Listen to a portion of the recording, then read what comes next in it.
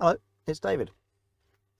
Now this is a little bit of a departure from me because the video that I was working on is a bit stuck. I had put a little teaser trailer out on Blue Sky when I thought that my video was nearly complete, and then things have gone a little bit sideways, so we're working on that in the background. So I thought, actually, I'm overdue this.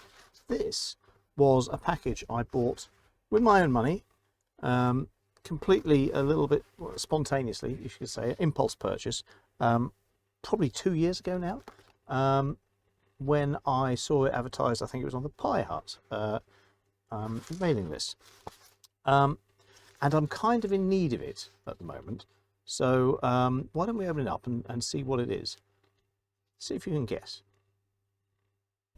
It's time once again for me to mention my friends at PCBWay.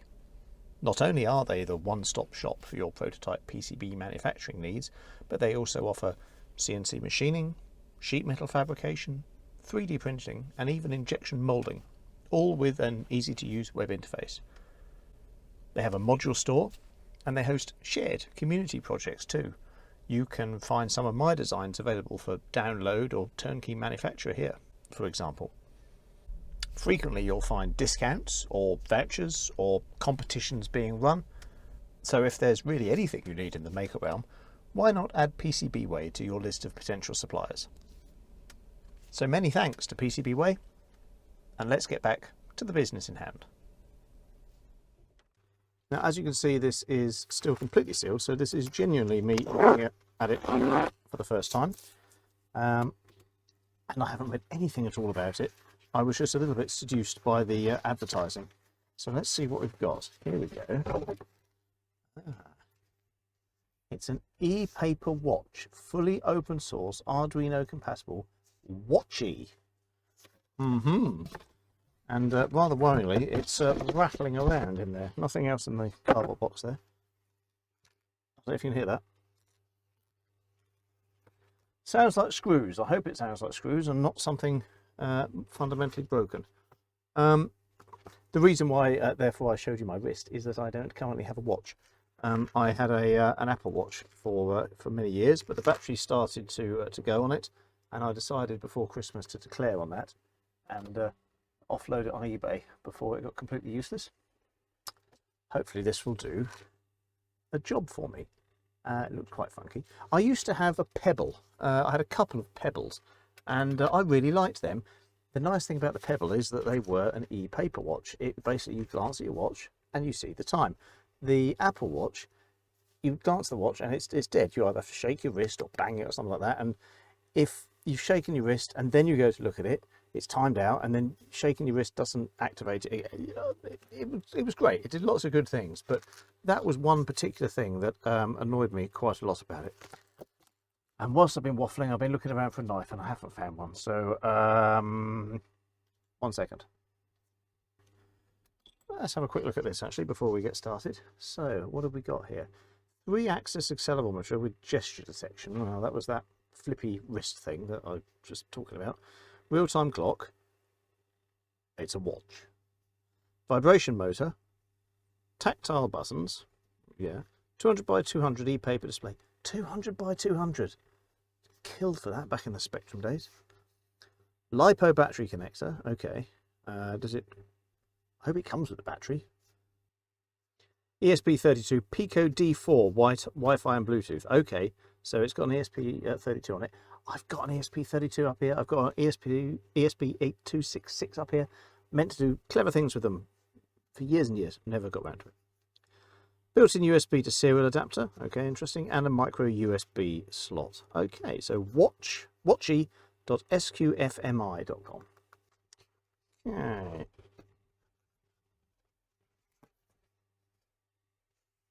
Whoa. Here we go. Right. Watchy safety data sheets. Okay. Do not space of water, etc., etc. Fold this up into a duck. Or not. So. Funky. Still can't see those rattly screws anywhere. It does have a LiPo battery. That's good. 200 milliamp hours.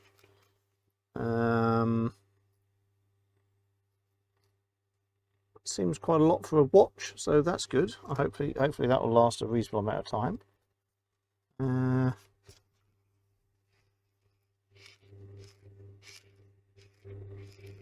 Something under there, I think.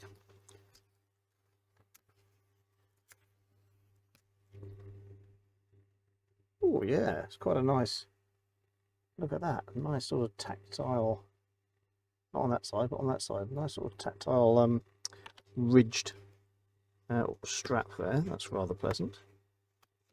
Quite wide. Can't get that out. Don't want to break anything. There we go. Ah, there we go. So there's the main logic board. I presume that's what that would be called. So, watchy, watchy, watchy, watchy, watchy everywhere. Proper buttons. Yep, nice. Ribbon cable connector there. That's the vibration device, I think. Micro USB. That's the LiPo connector there. Good. That all looks very, very nice. Let's be gentle with this screen. And we've got some sticky in there. There we go. It's a bit big. I'm going to be honest with you. I don't think I'm likely to wear this. This looks enormous, but who knows? I'll give it a try. Okay, a bit of some sticky tape. Right, how do we get into here?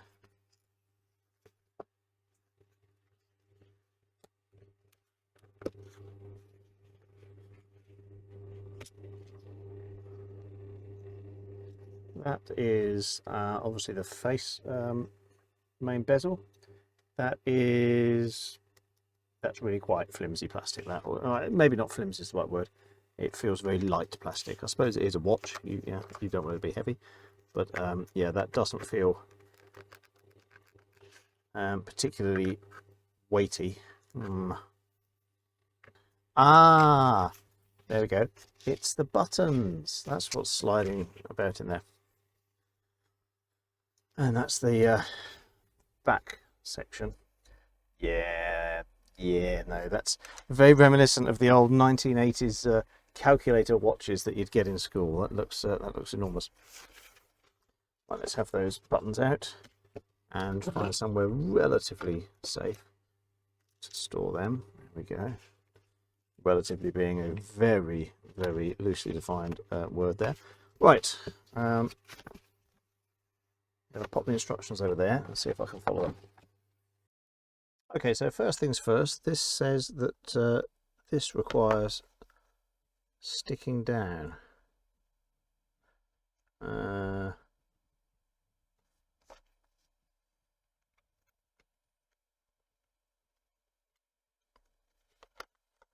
Appears to be pretty stuck down. I can't see that I'm doing much there.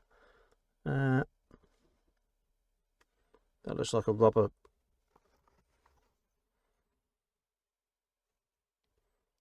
I don't think that's a sticky pad. I think that's a rubber bumper. So maybe that's already been stuck, so I could ignore that. Right, then it says take the battery. In that orientation, I think it suggests. Okay.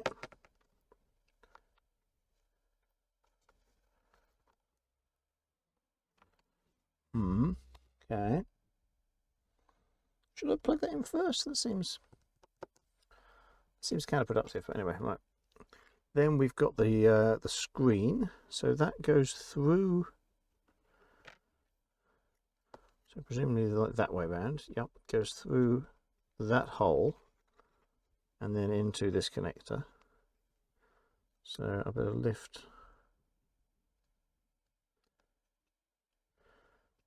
that up there. That's not necessarily the easiest evolution in the world, is it? Ah, sorry, that goes on the top of that black. Like that, I believe. There we go. That slides in there. One imagines. Try and get it to stay put. Okay, then we close here and here.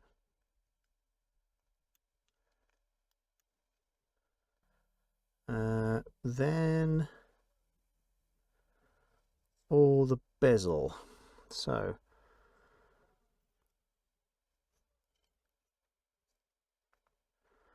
right, that's the back shell.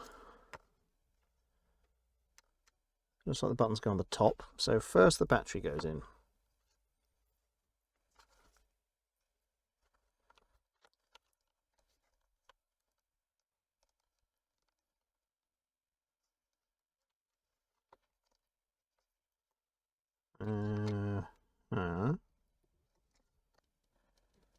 Does the cable go under? Maybe it goes. Maybe it's like that.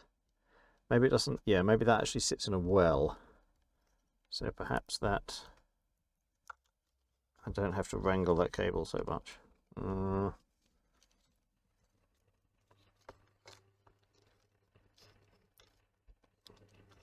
Tempted to put a little bit of blue tack or something. No, wrong way around. There's a slot there for the USB, micro USB, and that was not the way I had positioned it. I'm not sure that's flush, I'll be honest with you. Damn it. Find myself 180 degrees out again.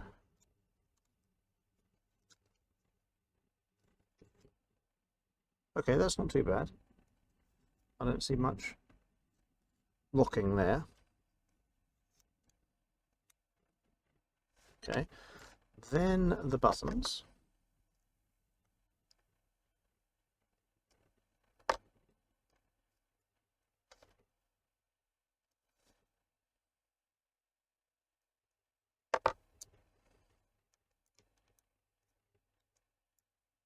Kind of.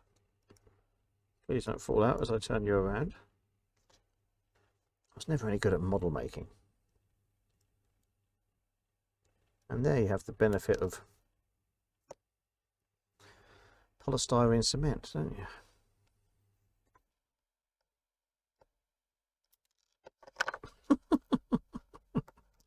Oh no! Just looking at the orientation of the LCD, that's then going to have to be that way around. Although I don't. Yeah.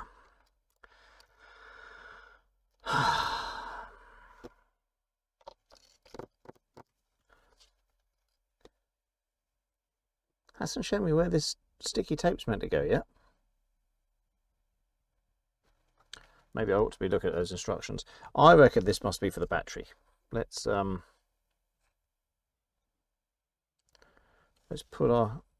out on a limb and guess that this is for the battery. I had a 50-50 shot with that battery. Okay, that was a nice positive click.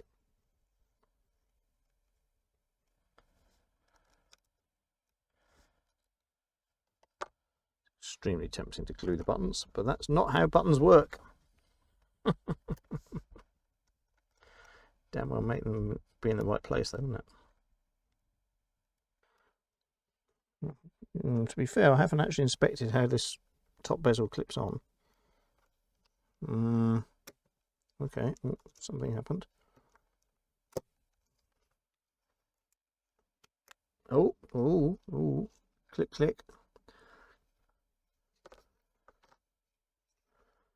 Okay, two clips.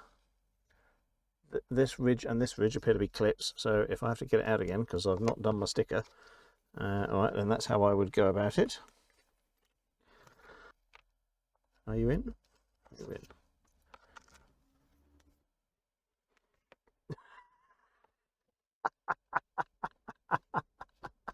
I don't think I can wear that to the pub. Oh, beware of impulse buys, ladies and gentlemen. Goodness me, well, the buttons work. All right. It's kind of not on though, is it? I do hope I didn't have to I hope there wasn't a switch in there that I missed, or oh gosh, I had to solder a jumper or something. Okay, I'm going to assume at this point that I probably need to flash this with some firmware. So, all right, I admit defeat. I'm going to go and have a look at watchy.squiffme.com, and I'm guessing that this is going to be an Arduino project, because I saw it mentioned Arduino, didn't it, somewhere else. So, right, I'll be back. Okay, so I've just had a quick read on the well, just really basic headlines on the website for the for Squiffme, and it says it's preloaded with the firmware, and it says when you assemble it, well, first of all, it says don't use the tape. Fine, I didn't use that one, but I did use the battery tape, so I hope that's not going to be an issue. It did make life easier assembling it. But it says it comes loaded with a firmware, and it's, you know, it says it should be ticking up. So I'm hoping it's just flat and that there's not actually a problem with it. So let's so I'm not going to try and program anything.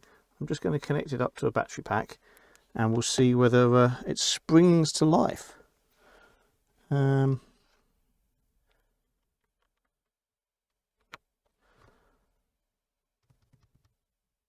Hello, here we go. It's 0113 on Sunday the 20th of April 2010. It's 19 degrees Fahrenheit, which is cold, I think. That's very cold. Anyway, well, none of that is true. It doesn't have Wi-Fi, obviously, and the battery is kaput. So I think may have to pause this video, particular way, whilst it charges up. In the meantime, I can work out how to maybe set the time and date and bits and bobs, or connect it to the Wi-Fi so that perhaps it does it automatically. Not 100% sure, but I'll tell you what, I'm going to go and have a read of that whilst we at least let this get a few minutes of charge here from my battery pack. Okay, well, apparently this is down and up on this side, and this is menu and back on this side, or menu and confirm on this side. So let's try menu. There we go. About Watchy, vibrate motor, show accelerometer, set time, set up Wi-Fi, update firmware, sync NTP. Okay, well, let's do, I think that was confirmed. Let's do about. Very flashy. Lib version 133, RTC something. Battery 0.28 volts. Well, there's your problem. If that's really 0.28 volts, I think it's that's completely dead. That's totally dead. Like dead would be 2.8 volts. That's like a factor of 10 out. Well, I did kind of leave it sitting around on the shelf for 2 years. Maybe it was already discharged and that has now toasted it. In which case, I wish I hadn't used that sticker. Oh well. Well, let's see how far we get with this plugged in anyway then. Okay, so that's back, I think. Okay, I don't care about vibrate motor, show accelerometer, set time. Why don't we do Wi-Fi first and see whether we can then use the NTP. So connect to. Ah, okay. I have to get out my phone, do I? And this is maybe working in access point mode, and then I have to connect to set that up. Okay. Oh, flishy flashy. Connected. Okay. Okay, so let's go back. So now will sync NTP do a number for us? I mean, I haven't told it what my location is.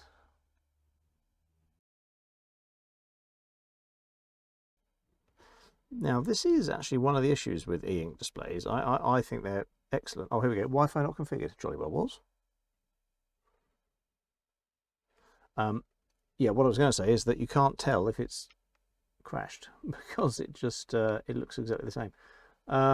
Okay, let's try that sync NTP one more time.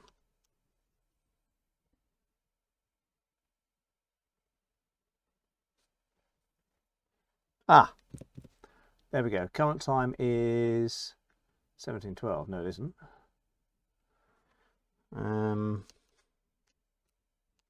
Yeah, no. It's the 17th of February. It is a Monday. Don't think it's 19F. So basically, it doesn't know our location, I think. So how do I tell it our location? Okay, so we're a couple of days later, and well, it's still keeping time, just not the right time, or the correct hour offset. And the battery is still showing as empty. This charged, I let this charge almost 24 hours, and it's never moved above empty there. And when I have a look in here, I think it's still showing that 0.28 last time I checked. Yeah, so I think either there's a faulty sensor in there, or maybe it's just a firmware problem. I couldn't find a way to which way? That way's back, isn't it? I couldn't find a way to change the location, i.e. to get the time zone right and to get the weather forecast right, stuff 0C. That was pretty close actually to what we were a little when 2 days ago when I started this, but it's a bit warmer today, and so that's not right either.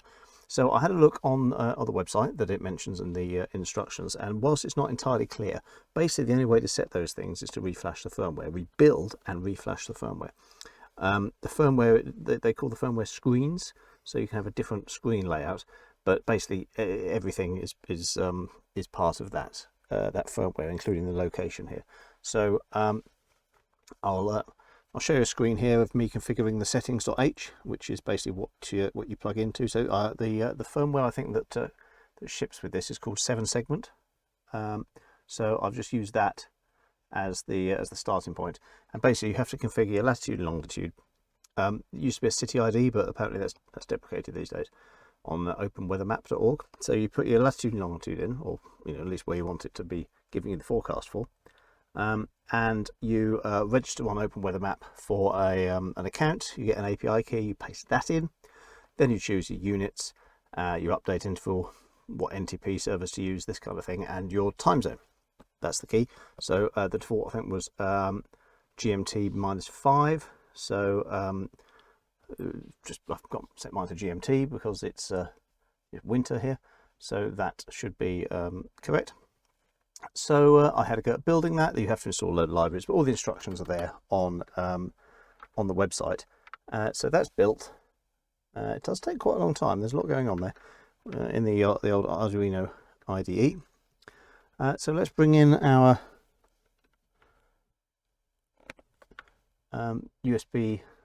micro USB data cable, and I will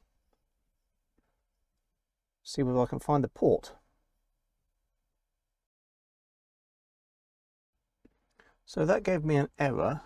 This chip is ESP32, not ESP32S3. Wrong chip argument. Well, I was told to set the 32S3 dev module. Huh. Okay, well, I didn't notice that the clock had stopped advancing. So it's been stuck like that for about an hour while I've been working through the different problems. Now, I found out that if we install a particular ESP32 library in the Arduino IDE, then Watchy becomes available as a board.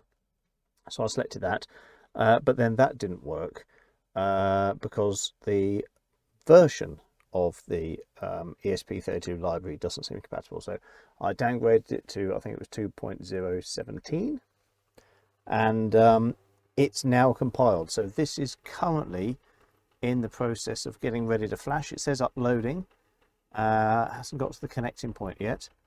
Let's see whether we have any better luck this time. None of these buttons work now. It's obviously, here we go, it says connecting. Writing. We've got some writing.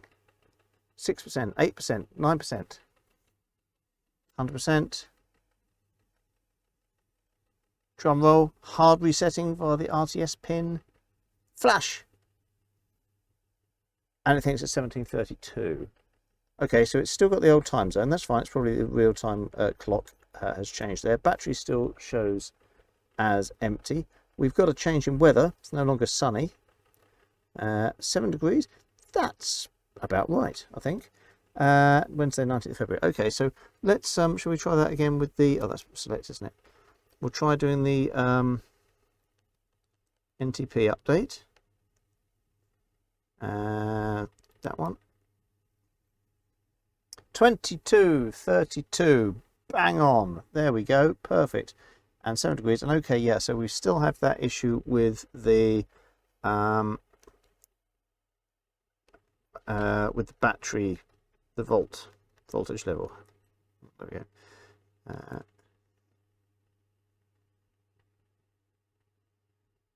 Okay, so we've got some more information now. We've got my SSID, which I'll now probably have to cut out. We've got, okay, so the board is version 2. I had to guess, I didn't know. But yeah, the battery voltage is just not showing any time at all. And there we go, we're up 0 days, 5 hours. Apparently we're up 0 minutes. Okay, great. Have we been turned on for 5 hours? Don't know, not sure about that. So what else we got? Well, yeah, the vibrate motor. I did test that actually off camera. It does vibrate. Here we go. I say that I didn't feel any vibration there at all that time. Vibrate motor. Buzz. Ah, there we go. Yeah. Sorry, that's very, very delicate. I did feel it though. Show accelerometer.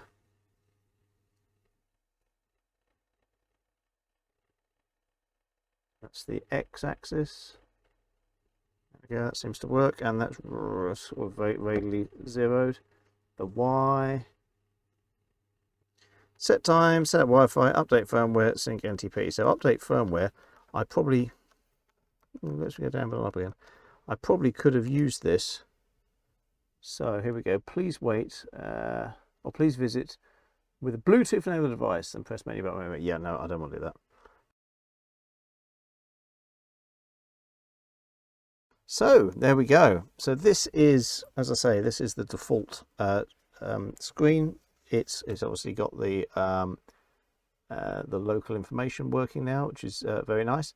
But I think I might have a play around with this and see whether there's a slightly better face for my particular tastes.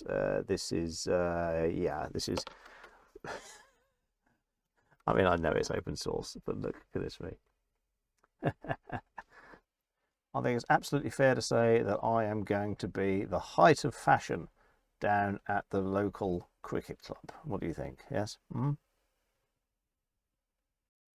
So just a quick update after I've had this for a couple of weeks. I managed to figure out what the problem was with the battery voltage and the buttons not necessarily working properly. So there we go, we've got 3.86. Yeah, that makes more sense now. The main issue basically was, well, it actually had it written right there. The firmware, you see, look, this says revision version 2.0. The firmware on here must have been for an earlier revision, because apparently that is exactly the symptom you have, i.e. the battery level not working, and I think this button not working or something, if you flash an older firmware. So I flashed the most recent firmware, configured it for where I am. It's picking up the, doesn't do it reliably, but it does pick up the weather if it is connected to Wi-Fi, and you can connect to only, sadly, one Wi-Fi hotspot at a time. Well, not at a time, but it only knows one. So if you, like, for example, go to the office, it won't work all the time that you're there until you come back home. So I thought, okay, it's time to update this. I'm not a big fan of this default screen, and I can't do it anymore. this firmware for some reason seems to have disabled the bootloader. The instructions on the website say that I need to hold the top 2 buttons together for a minimum of 5 seconds, and then if I release one side before the other, it goes into bootloader mode. Do it the way around, it resets. Nothing seems to make any odds at all. So I did it one way. We can try it the other way.